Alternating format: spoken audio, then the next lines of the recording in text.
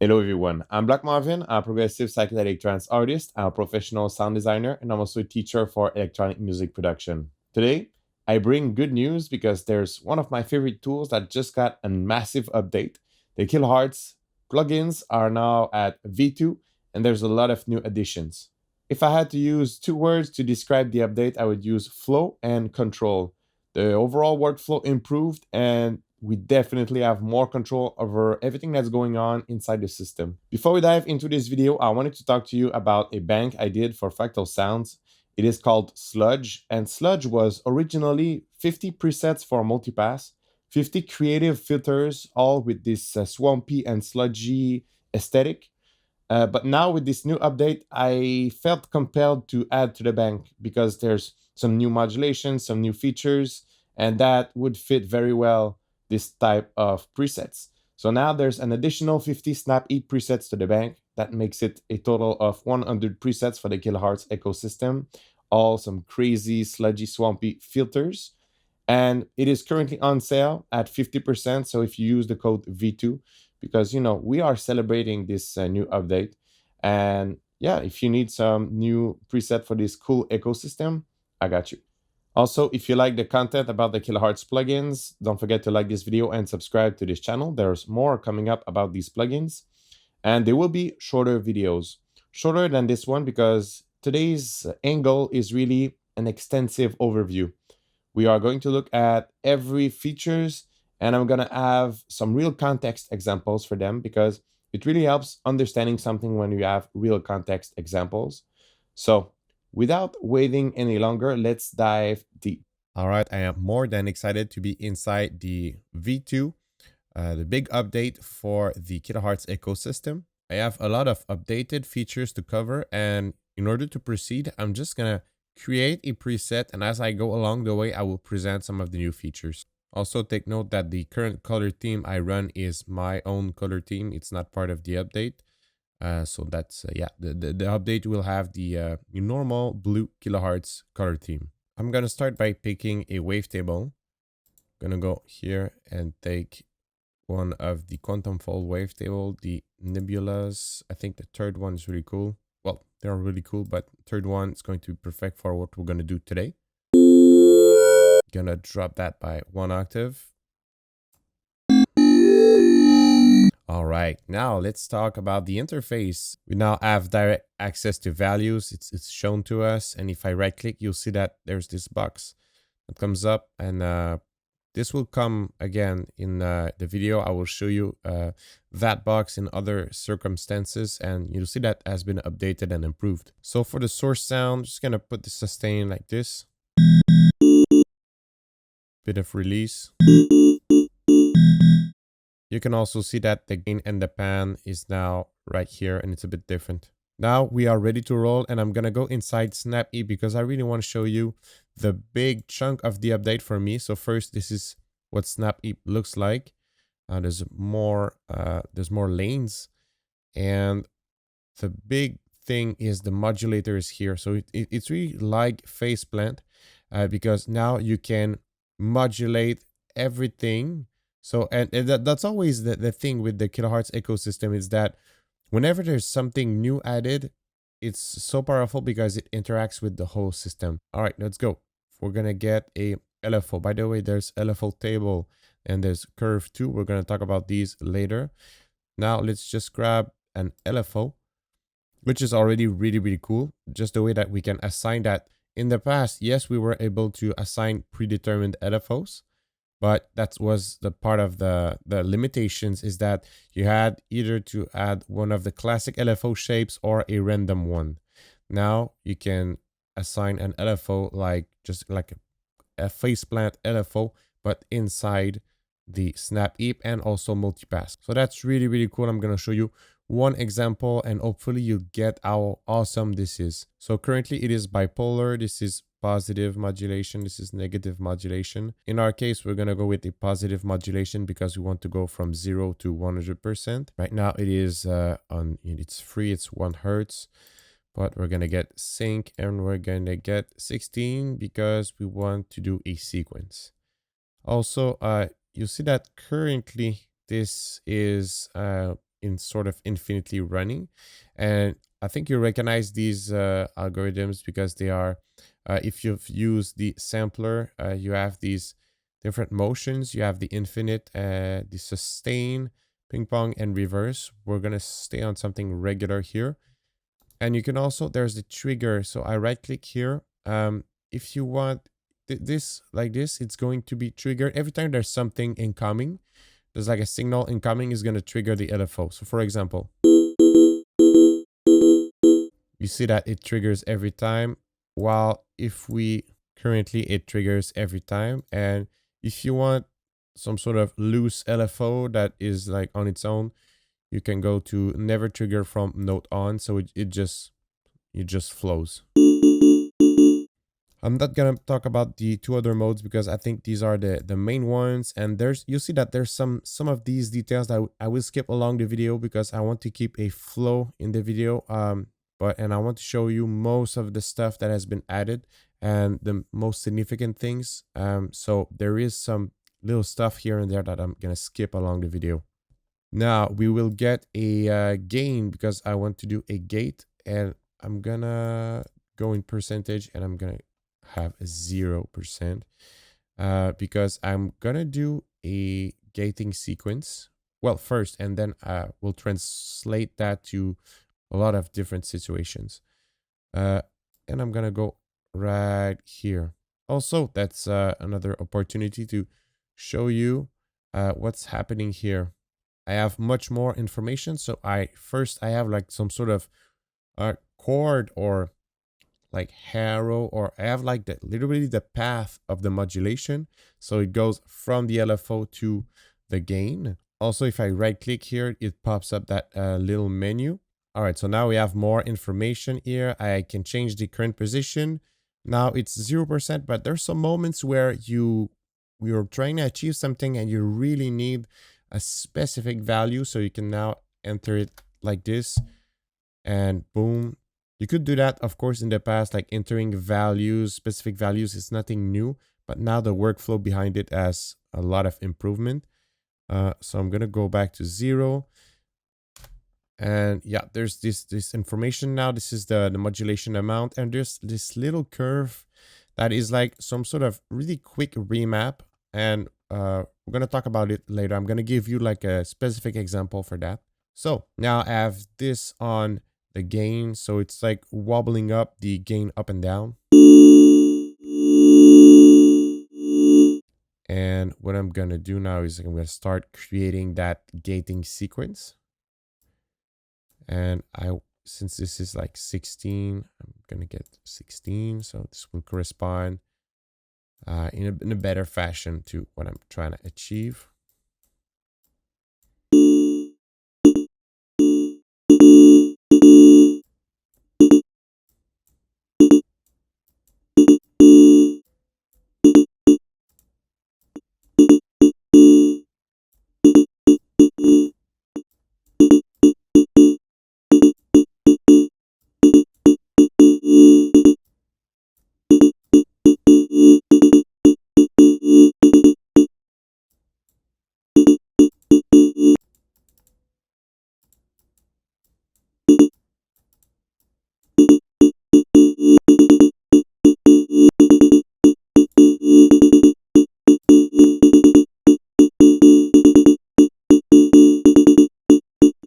All right, that's a really cool example. So now we have a gate.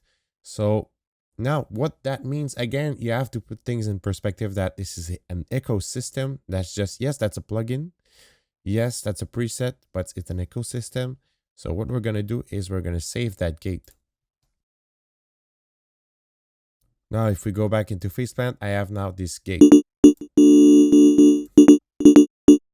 Really, you have to see it as now that you can create a chain of effect and save these little blocks. I'm going to go inside the second snap heap and we're going to continue our journey. Now, in the previous system, we had this ADSR, which is like some envelope modulators that has been transformed into audio follower.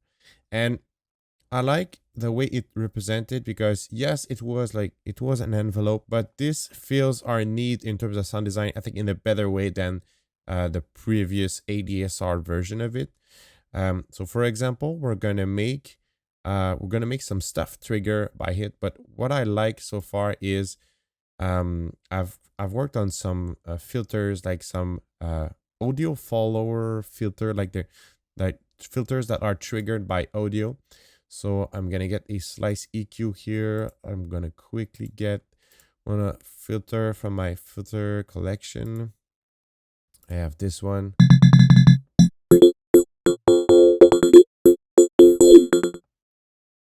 I'm gonna deactivate the gate so we can preview it properly. So the slice EQ thing is not new, but what we're gonna do with it is with the new system. So we're gonna, I think I prefer peak. Again, you have this positive, bipolar, and negative. And you kind of get that the offset here is sort of the, it's moving the whole filter. So it's moving this as a whole.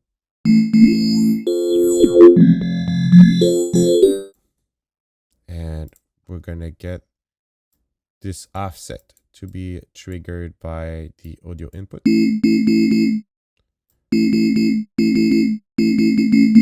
A lot of things we can adjust to adjust the movement. First, the modulation amount.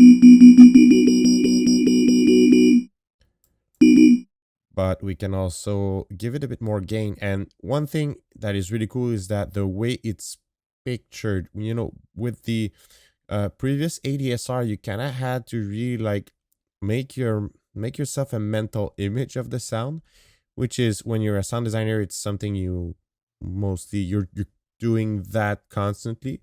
But to have a really good visual feedback of what's happening, it's always really, really cool, and that helps. So you really see the input signal and how the modulator receives it and transmit it.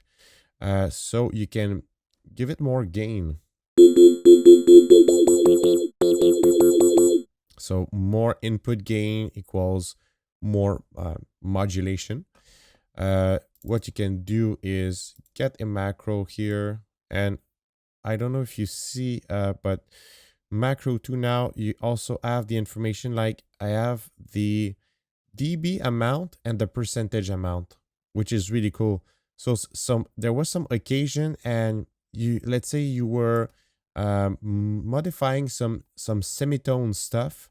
Let's take just a quick side direction here. I have the frequency shifter. I just want to explain.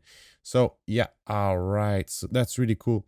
So macro 3 right now, there in the previous version, you kind of had, let's say you wanted to achieve a specific frequency, like to get a specific frequency, you used to have to like sort of guess the percentage or what it meant to modify that. Now I have both the percentage and the target, the end result of the modulation. So for comparison purposes, this is the old multipass. You know, it's the old world plugin of the old world. And just as a comparison point, let's say I wanted to achieve whatever, like end up on 2K. I kind of had to like, okay, so is 15% enough? And then boom, and I have like no visual whatsoever, so I kind of had to like cross my fingers and hope that to hope that the modulation is correct. So now with the new system, I know exactly where this lands. And maybe you're watching this and you're mind blown, and maybe you're watching this and you don't necessarily get what this means, but for sound designers and people who are actively creating stuff with the Kilohearts ecosystem, this is huge. So even if you're a beginner, you'll benefit a lot from that, because there's some greater content that is going to be created now with the ecosystem, because that gives us a much higher amount of precision. All right, so that was my little example here. We're gonna flush that and go back to that preset here. So we have this filter moving with the input signal. I just want it to be a bit more noticeable. So now it's more sensitive. Then the course is a bit of a bigger course.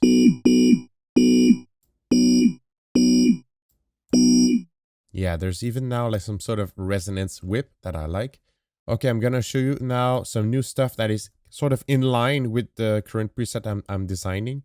There's some new utilities. There's the remap and sample and old. Let's start with the sample and old. What the sample and old does, it's sampling and olding stuff. Jokes aside, let's get a like tangible example. I have this LFO here, and let's say I just bypass this audio follower for a moment, and let's say I just give it a good like LFO motion. I just put that on positive unipolar instead of bipolar. But this is how that LFO motion sound on the filter. Now we're gonna unroute this. I'm gonna go here and we're gonna pass by the sample and old. So this is the input. This is related to the trigger. So we're not gonna do that. We're just gonna go here into the box, and you can really see it as a relay box that changes the signal. So let's set an LFO, and we're gonna set up a motion here on the filter. You can see that it is a pretty standard flowy motion. But now if we get that here, by the way, we'll make it positive unipolar. If we enter it here inside this sample and old relay, you can really see it as a relay box. That's how I would I see it in order to understand what it does. Every time it's re-triggered, it's gonna generate a new value along the lines of the LFO modulation, like some sort of steppy modulation. For example, like this.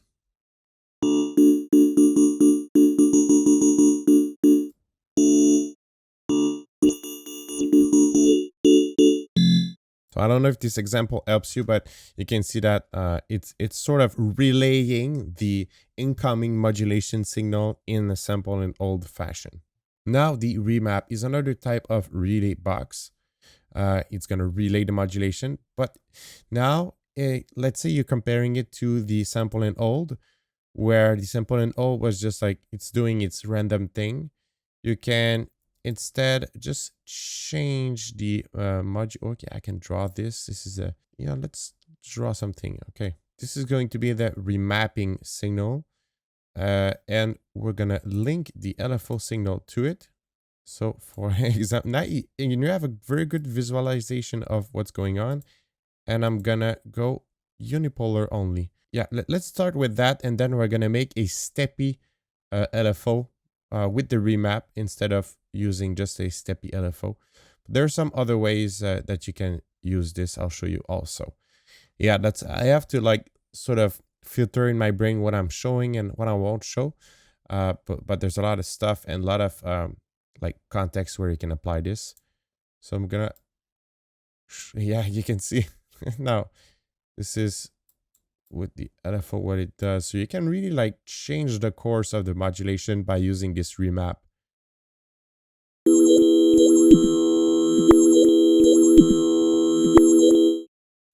So now let's use the bipolar for the LFO, so we can use the whole remap, and let's do something steppy.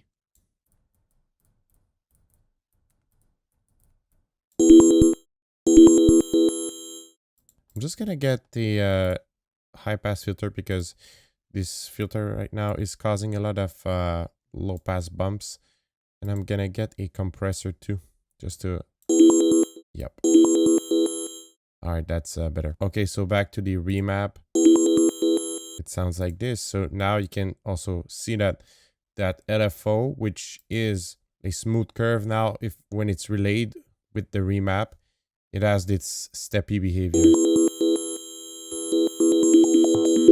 So that's a good way to demonstrate it. Although if you would want to make an LFO, like steppy LFO, you could just go ahead here and make it steppy. But I have another demonstration for that remap function, and it is doing an on-off switch for a macro. So for example, let's say you have We have some delay here. We're gonna ping pong it and make it sync. So a delay like this. So let's say you're a sound designer. Maybe you already are, or maybe you're in your little sound designer cocoon and ready to blossom and be a like final sound designer butterfly, I guess. Whatever. Let's say you're a sound designer and you want to give the preset user an option. So you want to give the option of yes delay or no delay, in the sense that you don't necessarily, for some reason, you don't want to have like that whole in between. It's like yes or no. So we're gonna do a like delay on, and that instead, like this linear curve right now, it's pretty much what this is already. But that's not what we want. And by the way, since this is like bipolar, but we're only going to work on the positive values. So if we relay that, you can see that you can see it actually here, that it's working here. And by the way, it's like 50% equals 100%. So all right, so you can see that this really corresponds to a linear progression. So actually right now it doesn't change anything. So I'm gonna route that to the mix. And again, if I do that, you can see that it's really like using the macro as it is.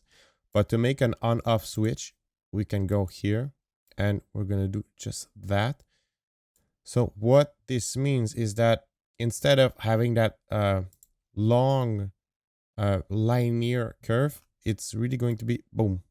Like as soon as you like, it's really on off. It's really more like an on off switch.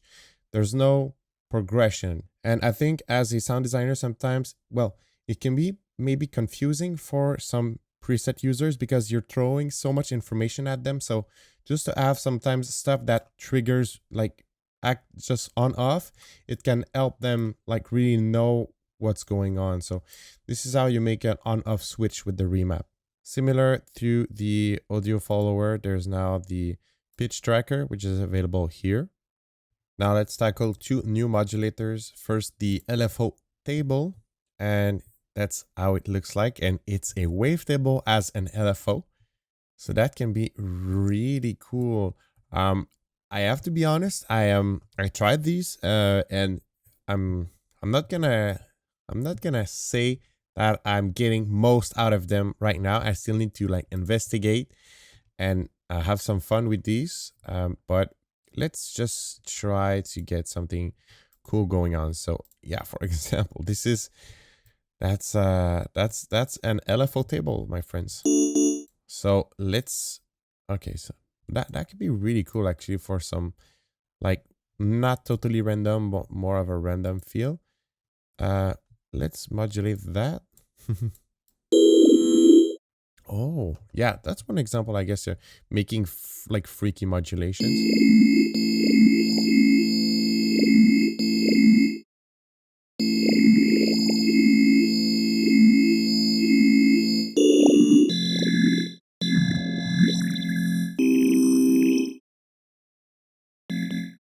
Okay, so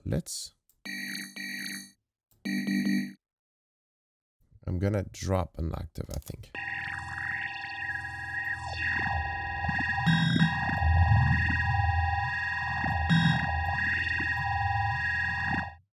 Yeah, like I can definitely see the potential for that. And maybe also as a quick way, just like in order to speed up potential, let's say you're looking for something like a type of modulation.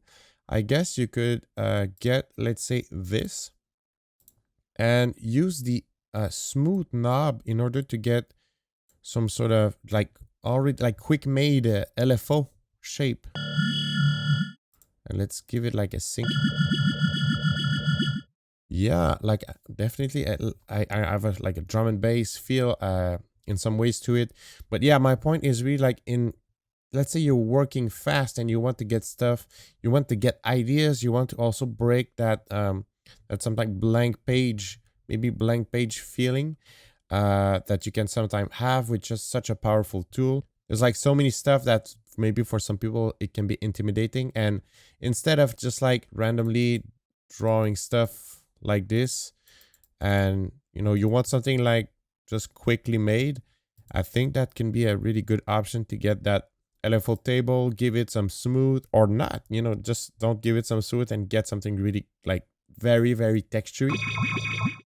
Yeah, let's try it on again if we can like give a texture to it. Like I want 0%. And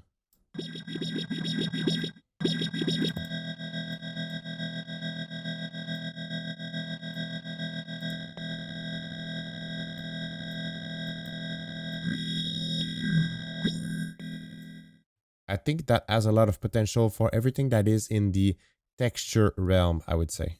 Now the curve, which is a new modulator. I am going to be honest. This is from all the new features. I won't claim that I like mastered this one. Yeah, you can use it, I guess, as an envelope. I'll be curious to see what others come up with, because it quickly looks a bit like, it reminds me of like just drawing the LFO, but yeah, there's something a bit more like the drawing in this one feels a bit different. And let's say sync. You know what? I might actually do my sequencing in this one. And if we do that, that becomes an LFO.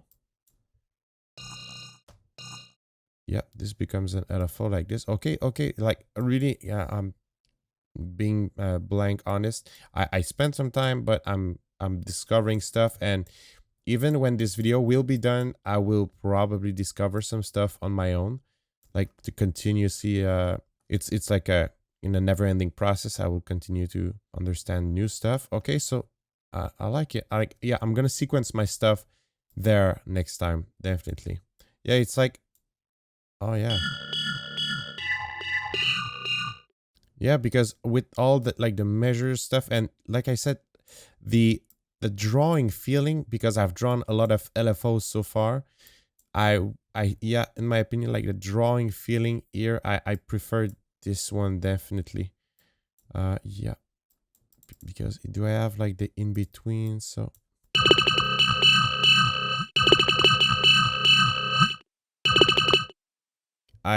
like I said, I definitely prefer like the drawing there, because there's all these timings now. Yeah, okay, I get the curve. I get the curve now. All right, I discovered this one while doing this video. In a sense, I knew that this was added, but now I think I get more the purpose of the curve, and I'll be curious to see what people do with it. But this is another way to modulate. So again, more control. That's really, I would say, one of the overarching theme in this update for the Kilohearts ecosystem is much more control and like visualization and control. Now to the new MIDI stuff. There's first the note gate, which is literally a gate that is triggered by a note. Let's get a convolver. I'm sure you are aware of the convolver. And let's get something super intense. I'm going to get the Eternia Impulse Response Modern Reverbs. This is by Fractal Sounds. It's the Eternia presets for convolver. And let's get fusion. So with the note gate, we can decide to, as soon as I hit the note,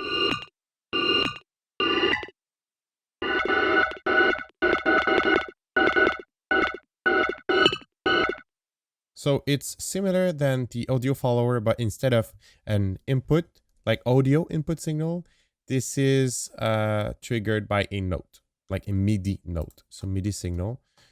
Now with the MIDI CC, you can move your MIDI controller and bind it to the MIDI CC, and then straight up modulate something with your MIDI controller. Now the MPE timbre, I'm not going to cover this one because I don't have any MPE controller. MPE stands for MIDI Polyphonic Expression, and there's some keyboard that are specifically designed for that, or so some controllers that are specifically designed for that. And I know it's yeah, it's apparently it's a thing of the future, and it's a really good thing to have it inside, well, inside Faceplant and also inside Snap Eep. So that's, yeah, that's really cool. Now, also to mention, there's the groups now. So it's a really good way to stay organized because, like, yeah, let's say all the LFO stuff, I can put it inside a group. So, for example, right there,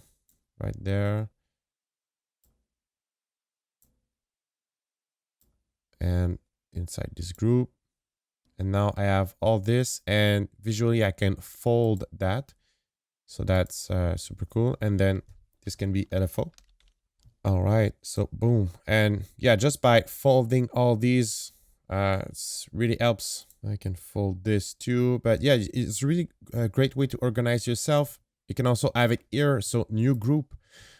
Here the potential is really great too, because let's say everything that is like filter, so everything that's filter wise, I'm gonna group it together. So I'm gonna put Slice EQ in the group. This filter is also going to be in the group. And yeah, this is all the filtering. So I'm gonna rename that. And you fold this. Yeah, I could have something for the dynamics. And just like for another example, this is going to be spatial. So convolver is going to go there. Delay as well. And then you can have something with the gate. So I don't know if you see, but that's a really good way to organize yourself and keep those multipass and snap E presets really clean.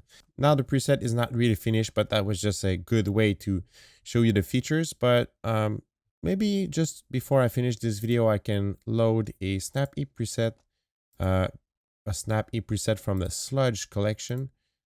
Here it's when I film this video, it's not done, but it's going to be done when this video is over. So you can check out, the link will be in the description. It is 100 presets total for the Kilohearts ecosystem. There is 50 presets that are snap E presets and 50 presets that are multipass presets. So if we just load this one, it's a mid-side filter and looks like this. And you can articulate it with the cutoff.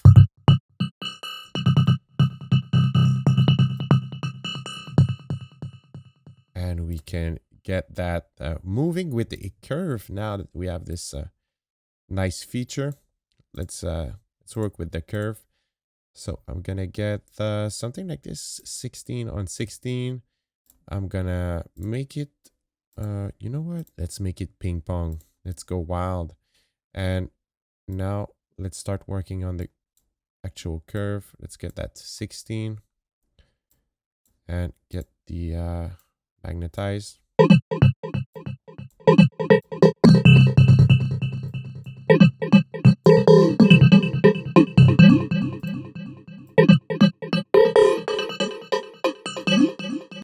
Cut off maybe.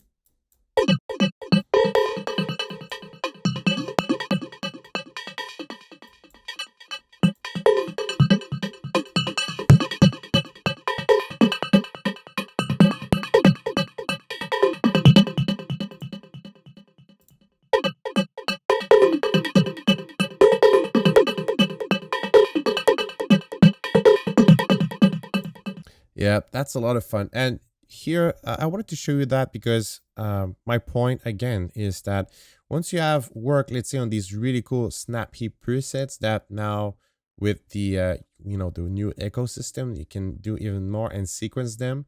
You can load them inside a faceplant preset and then just take it from there. And you can even super easily stack some of these presets, snap heap multipass, and then really quickly end up with a complex preset. And now the very last thing I'm going to show you, and it's a little detail, but it makes that whole concept of, you know, I showed you this. This is a mid-side band zipper. It's a little like filter, and there's just some action going on here. And I just loaded that one click, and so now this is new. I have this gain and mix.